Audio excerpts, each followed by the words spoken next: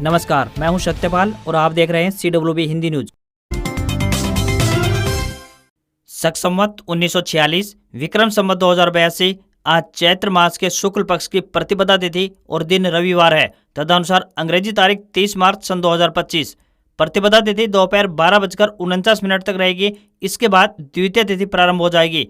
आज से हिंदू नववर्ष शुरू हो रहा है। इसके अलावा चैत्र नवरात्र भी प्रारंभ हो रहे हैं। चैत्र नवरात्रि आज 30 मार्च से शुरू होकर 6 अप्रैल तक रहेगी। इस नवरात्रि के दौरान एक तिथि का क्षय हो रहा है, इसलिए 9 की जगह 8 दिनों तक नवरात्रि का व्रत रखा जाएगा।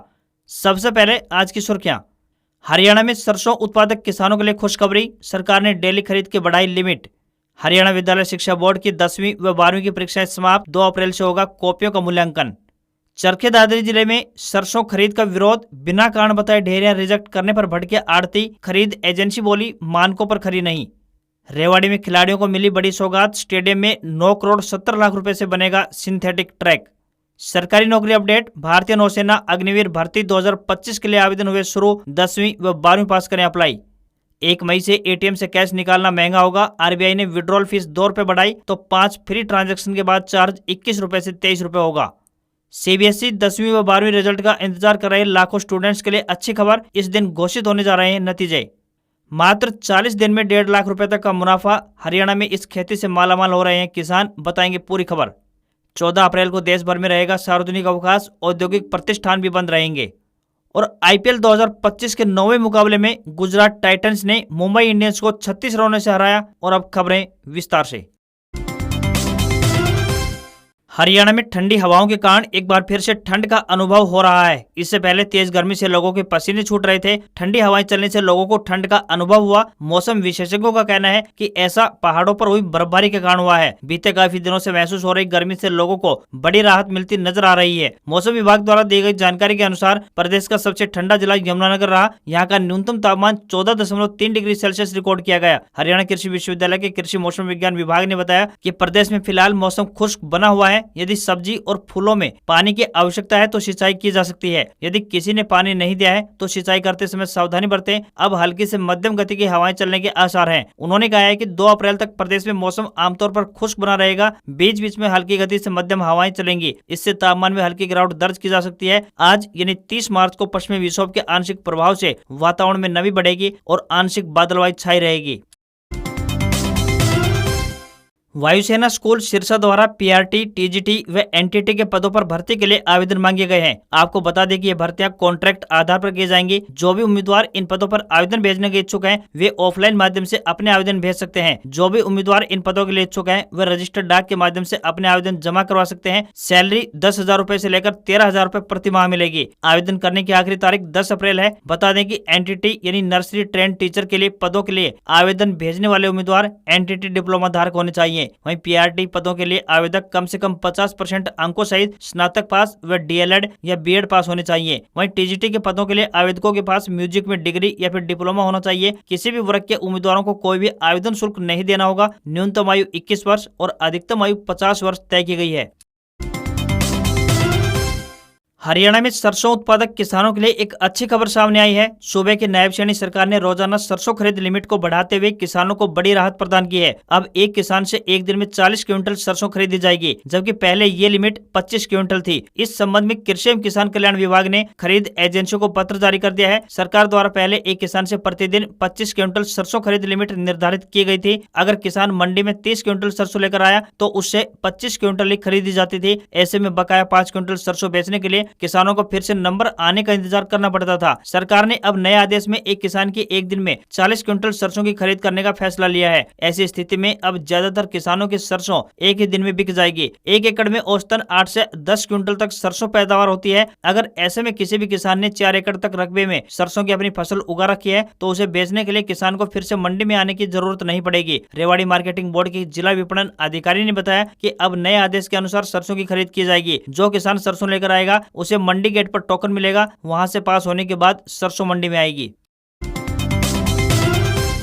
देश भर के लाखों विद्यार्थी केंद्रीय माध्यमिक शिक्षा बोर्ड द्वारा आयोजित हुई 10वीं और 12वीं की बोर्ड परीक्षाओं के बाद अपने रिजल्ट का इंतजार कर रहे हैं। विद्यार्थियों के साथ साथ उनके शिक्षक और अभिभावक भी खबरों पर टकटकी लगाए बैठे हैं कि कब 10वीं और 12वीं की बोर्ड परीक्षाओं के नतीजे घोषित किए जाएंगे। बता दें कि बोर्ड द्वारा 10वीं की परीक्षाओं का आयोजन 15 फरवरी 2025 से 18 मार्च 2025 के बीच करवाया गया। सीबीएसई बोर्ड द्वारा 10वीं और 12वीं की वार्षिक परीक्षाओं का रिजल्ट कब घोषित किया जाएगा, इसको लेकर अभी तक आधिकारिक घोषणा नहीं की गई है, लेकिन एक अनुमान के मुताबिक बता दें कि मई के महीने में रिजल्ट घोषित किया जा सकता है। यदि पिछले कुछ सालों के रिजल्ट की तारीखों पर ध्यान दें तो देखा जाएगा कि साल 2024 में 13 मई को और 2023 में 12 मई को रिजल्ट घोषित किया गया था। इस प्रकार देखा जाए तो पिछले 2 सालों में मई के दूसरे सप्ताह में रिजल्ट घोषित हुए हैं। इसी आधार पर यह माना जा रहा है कि इस बार भी मई के दूसरे सप्ताह में रिजल्ट घोषित किया जा सकता है। जो विद्यार्थी अपने रिजल्ट का बेसब्री से इंतजार कर रहे हैं, उन्हें बता दें कि वे अपने परीक्षा परिणाम को बोर्ड की आधिकारिक वेबसाइट cbse.gov.in या फिर cbseresults.nic.in पर जाकर देख सकते हैं।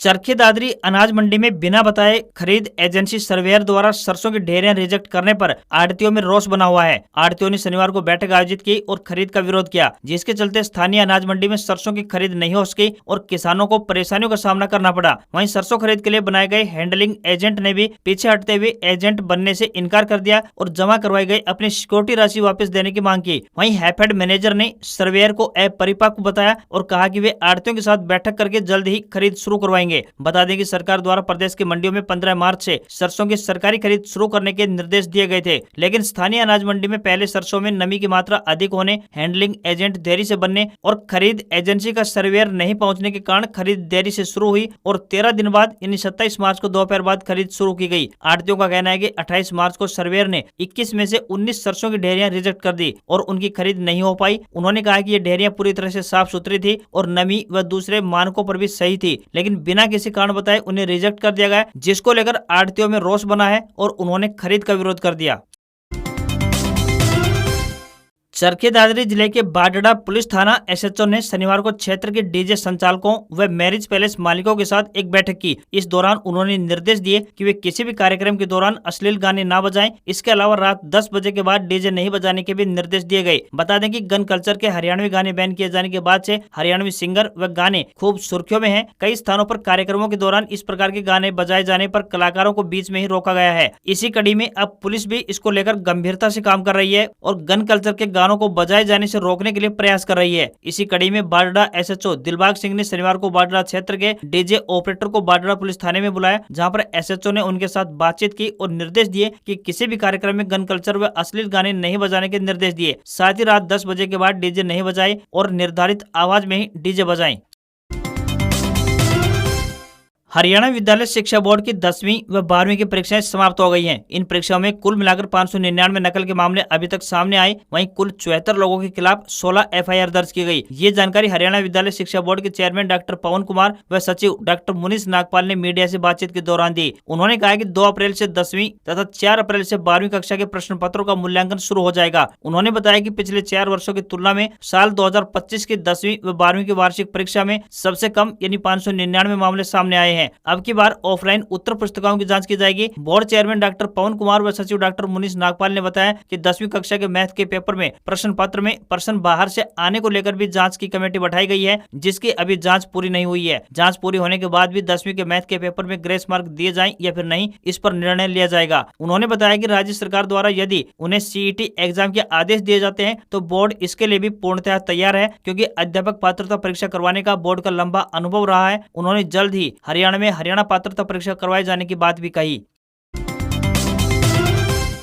हरियाणा की स्वास्थ्य मंत्री कुमारी आरती सिंह राव के प्रयासों से रेवाड़ी जिले के खिलाड़ियों को बड़ी सौगात मिली है। अब रेवाड़ी के एथलेटिक खिलाड़ियों को प्रैक्टिस के लिए गुरुग्राम, सोनीपत सहित कहीं अन्य जिलों में जाने की आवश्यकता नहीं पड़ेगी। बता दें कि हरियाणा सरकार ने रेवाड़ी के राव तुलाराम स्टेडियम में खिलाड़ियों के लिए एक सिंथेटिक ट्रैक की मंजूरी दे दी है। इस पर करीब 9 करोड़ 17 लाख रुपए की लागत आएगी। एक जानकारी के मुताबिक रेवाड़ी के राव तुलाराम स्टेडियम में प्रत्येक दिन करीब 450 खिलाड़ी अपने सपनों की दौड़ लगाते हैं, ताकि इंटरनेशनल स्तर पर रेवाड़ी व हरियाणा के साथ साथ देश का नाम रोशन किया जा सके। इनमें से 50% से अधिक महिला एथलीट है, क्योंकि तमाम बड़ी प्रतियोगिताओं में दौड़ के लिए सिंथेटिक ट्रैक ही मिलता है। ऐसे में खिलाड़ी इंटरनेशनल स्तर की प्रैक्टिस के लिए मजबूरी में अन्य जिलों का रुख करते थे। सबसे बड़ी परेशानी लड़कियों के सामने आती थी, लेकिन अब सिंथेटिक ट्रैक मिलने से खिलाड़ियों के सपने को उड़ान मिलती हुई दिखाई देगी। स्वास्थ्य मंत्री कुमारी आरती सिंह राव ने ट्रैक की मंजूरी देने के लिए मुख्यमंत्री श्री नायब सिंह सैनी तथा खेल मंत्री गौरव गौतम का आभार व्यक्त करते हुए कहा कि सिंथेटिक ट्रैक पर अभ्यास करके रेवाड़ी जिला के खिलाड़ी अपनी प्रतिभा को तराशने में सफल होंगे।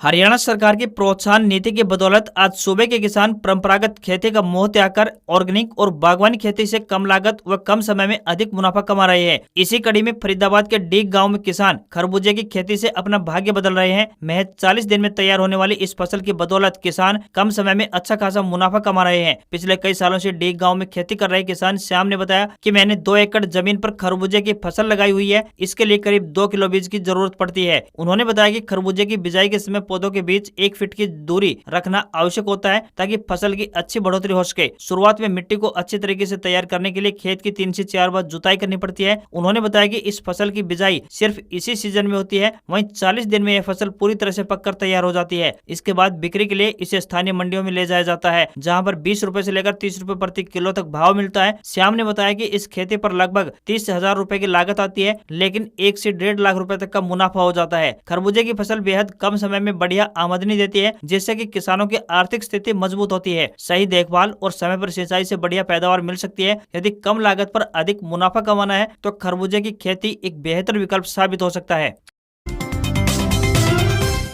केंद्र की मोदी सरकार ने भारतीय संविधान निर्माता डॉक्टर भीमराव अंबेडकर की जयंती पर यानी 14 अप्रैल को सार्वजनिक अवकाश घोषित कर दिया है। केंद्रीय संस्कृति मंत्री गजेंद्र सिंह शेखावत ने सोशल मीडिया प्लेटफॉर्म एक्स पर एक पोस्ट शेयर करते हुए केंद्र सरकार के इस फैसले की जानकारी दी है। केंद्रीय संस्कृति मंत्री गजेंद्र सिंह शेखावत ने इस पोस्ट में लिखा है कि संविधान के निर्माता, समाज में समानता के नए युग की स्थापना करने वाले हमारे पूज्य बाबा साहेब डॉक्टर भीमराव अंबेडकर की जयंती पर अब सार्वजनिक अवकाश रहेगा। यह फैसला लेकर बाबा साहेब के समर्पित अनुयायी प्रधानमंत्री नरेंद्र मोदी जी ने राष्ट्र की भावनाओं का सम्मान किया है। कार्मिक, लोक शिकायत और पेंशन मंत्रालय द्वारा जारी सरकारी आदेश में इस बात की पुष्टि की गई है कि देश भर के औद्योगिक प्रतिष्ठानों सहित केंद्रीय सरकारी कार्यालय 14 अप्रैल 2025 को डॉक्टर भीमराव अंबेडकर जयंती के उपलक्ष्य में बंद रहेंगे। डॉक्टर भीमराव अंबेडकर को उनके अनुयायी बाबा साहेब के नाम से पुकारते थे। आधुनिक भारत को आकार देने में उनका महत्वपूर्ण योगदान रहा है। जीवन भर समाज के हाशिए पर पड़े और उत्पीड़ित लोगों, खासकर दलितों के अधिकारों के लिए बाबा साहेब के संघर्ष को कभी नहीं भुलाया जा सकता। डॉक्टर भीमराव अंबेडकर आजाद भारत के पहले कानून एवं न्याय मंत्री थे।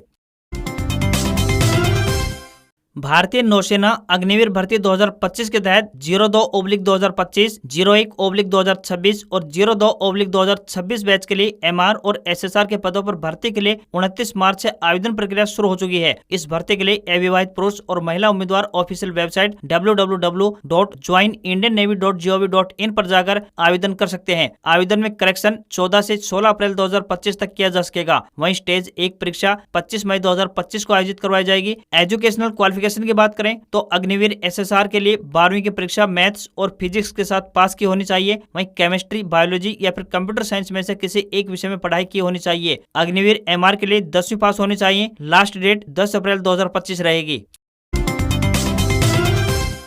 म्यांमार में शनिवार दोपहर 3:30 बजे फिर से भूकंप आया। रिक्टर स्केल पर इसकी तीव्रता 5.1 मापी गई। इस तरह बीते 2 दिन में 5 से ज्यादा तीव्रता वाले 3 भूकंप आए हैं। शुक्रवार को 7.7 तीव्रता के भूकंप के बाद म्यांमार में भारी तबाही हुई। मौत का आंकड़ा 10,000 से ज्यादा हो सकता है। यह आशंका यूनाइटेड स्टेट जियोलॉजिकल सर्वे यानी USGS ने जताई है। भूकंप के झटके थाईलैंड, बांग्लादेश, चीन और भारत तक महसूस किए गए। न्यूज एजेंसी AFP के मुताबिक शनिवार तक मरने वालों का आंकड़ा 1644 पहुंच चुका है, जबकि 3,408 से ज्यादा लोग घायल हुए हैं और 139 लोग लापता हैं। उधर थाईलैंड की राजधानी बैंकॉक में एक 30 मंजिला इमारत गिर गई। इसमें 10 लोगों की मौत हुई है। म्यांमार में शुक्रवार सुबह 11:50 पर 7.7 तीव्रता का एक भूकंप आया। म्यांमार और थाईलैंड में यह 200 साल का सबसे बड़ा भूकंप बताया जा रहा है। भारी तबाही के चलते म्यांमार के 6 राज्यों और पूरे थाईलैंड में इमरजेंसी लगा दी गई है। भारत के विदेश मंत्री S जयशंकर ने बताया कि भारतीय नौसेना के जहाज INS सतपुड़ा और INS सावित्री ऑपरेशन ब्रह्मा के तहत 40 टन रिलीफ सामग्री म्यांमार के यांगून बंदरगाह भेजे गए। इसके अलावा 118 सदस्यीय फील्ड हॉस्पिटल यूनिट आगरा से म्यांमार के मांडले शहर पहुंचे। इससे पहले ऑपरेशन ब्रह्मा के तहत भारत ने मदद के लिए 15 टन राहत सामग्री में टेंट, स्लीपिंग बैग, कंबल, खाने के लिए तैयार भोजन, water purifier, solar lamp, generator set और आवश्यक दवाएं भी भेजी हैं।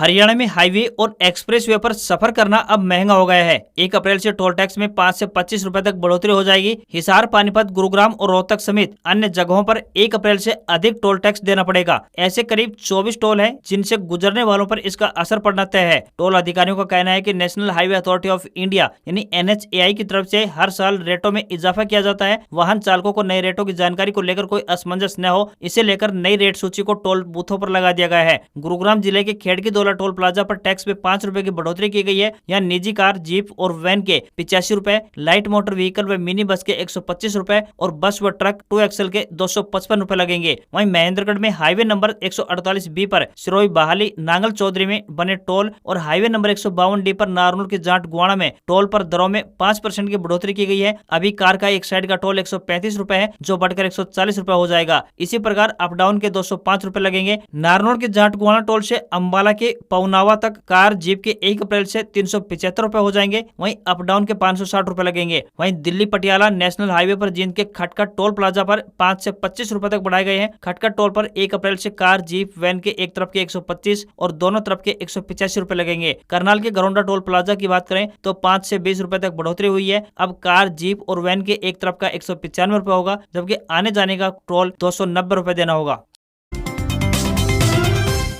रिजर्व बैंक ऑफ इंडिया यानी RBI ने शुक्रवार को ATM विड्रॉल फीस बढ़ाने का ऐलान किया। नोटिफिकेशन के अनुसार 1 मई से ग्राहकों को मंथली फ्री ट्रांजैक्शन लिमिट पार करने के बाद हर ट्रांजैक्शन के लिए एडिशनल 2 रुपए का भुगतान करना होगा। अभी बैंक फ्री ट्रांजैक्शन लिमिट पार करने पर 21 रुपए चार्ज करते हैं, अब 23 रुपए देने होंगे। इससे पहले RBI ने ATM इंटरचेंज फीस भी बढ़ाने का ऐलान किया था। RBI ने इंटरचेंज फीस भी 2 रुपए बढ़ाई है, यानी अब हर ट्रांजेक्शन पर 19 रुपए इंटरचेंज चार्ज देना होगा, जो पहले 17 रुपए लगता था। वहीं नॉन फाइनेंशियल ट्रांजेक्शन जैसे की बैलेंस इंक्वायरी के लिए फीस को 1 रुपए बढ़ा दिया गया है, यानी अकाउंट बैलेंस चेक करने के लिए हर ट्रांजैक्शन पर अब 7 रुपए चार्ज देना होगा, जो पहले 6 रुपए था। RBI की गाइडलाइंस के मुताबिक बात करें तो ATM पर ग्राहकों को हर महीने लिमिटेड नंबर्स में फ्री ट्रांजैक्शन की परमिशन होती है। आप अपने बैंक के ATM से 5 बार फ्री ट्रांजैक्शन कर सकते हैं। वहीं अन्य बैंकों के ATM पर मेट्रो सिटीज में 3 और नॉन मेट्रो सिटीज में 5 फ्री ट्रांजैक्शन मिलते हैं। फ्री ट्रांजैक्शन की संख्या पार हो जाती है तो एडिशनल चार्जेस देना पड़ता है। इस हफ्ते सोने चांदी के दामों में बढ़त देखने को मिली है। पिछले शनिवार यानी 22 मार्च को सोना 88,169 रुपए पर था, जो अब 29 मार्च को 89,164 रुपए प्रति 10 ग्राम के स्तर पर पहुंच गया है, यानी इस हफ्ते इसकी कीमत 995 रुपए बढ़ी है। वहीं चांदी की बात करें तो पिछले शनिवार को 97,620 रुपए पर थी, जो अब 1,0892 रुपए प्रति किलोग्राम पर पहुंच गई है। इस तरह इस हफ्ते इसकी कीमत 3,272 रुपए बढ़ी है। दिल्ली में 10 ग्राम 22 कैरेट सोने की कीमत 83,750 रुपए और 10 ग्राम के ही 24 कैरेट सोने की कीमत 91,350 रुपए पहुंच गई है। आज खबरों बस इतना ही। देखते रहिए आपका अपना हरियाणा का सबसे बेहतरीन news channel CWB Hindi news. नमस्कार। इसी आशा के साथ आपका दिन शुभ रहे।